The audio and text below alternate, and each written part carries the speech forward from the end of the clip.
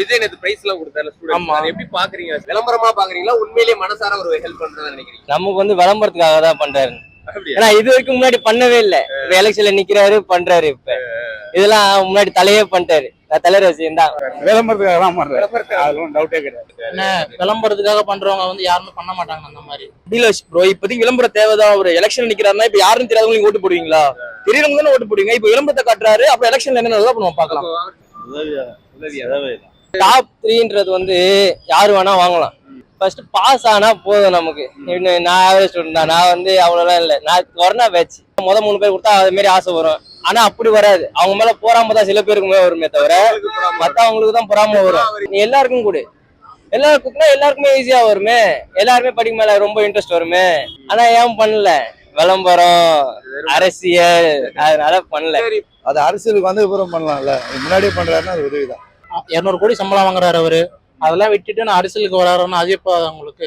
இது வந்து அரசியலுக்கும் அவர் ஹெல்ப்ஃபுல்லா இருக்கும்னு நினைக்கிறீங்களா? அவர் அடுத்து அரசியலுக்கு தேர்தல் நினைக்கிறீங்க? அதே 12th 18 வயசு வருதுல்ல, அப்ப பிடிக்கணும்ல. அதுதான். ஆமா, அது பண்ணலாம். அதாவது பண்ணாதான் அவங்களுக்கு ஒரு இது வேணும்ல. பெனிஃபிட் இருந்தா தானே. பெனிஃபிட்காக தான் பண்ணுவாங்க. இப்போ அஜித் ரசிகர்கள் அப்ப சப்போர்ட் பண்ண மாட்டீங்களா? அவர் நான் அஜித் ரசிகர் தான்.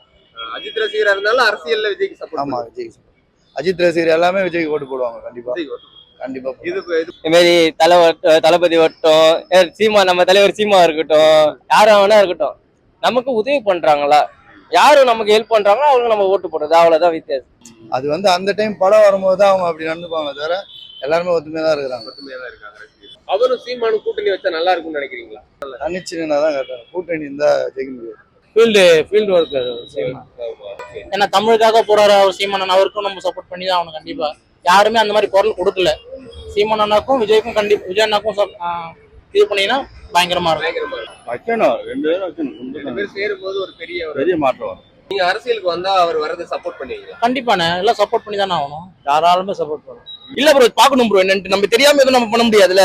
என்ன நடக்குதோ அதுக்கேற்ற மாதிரி நம்ம பாத்துக்கலாம். அவன் எப்பயுமே தலை என்றும் தலை, எப்போதும் தலை, எங்கும் தலை. ஜெயலலிதா பிறகு நடிகர்கள் யாரும் வந்து பெருசா ஜெயிக்கலைங்க.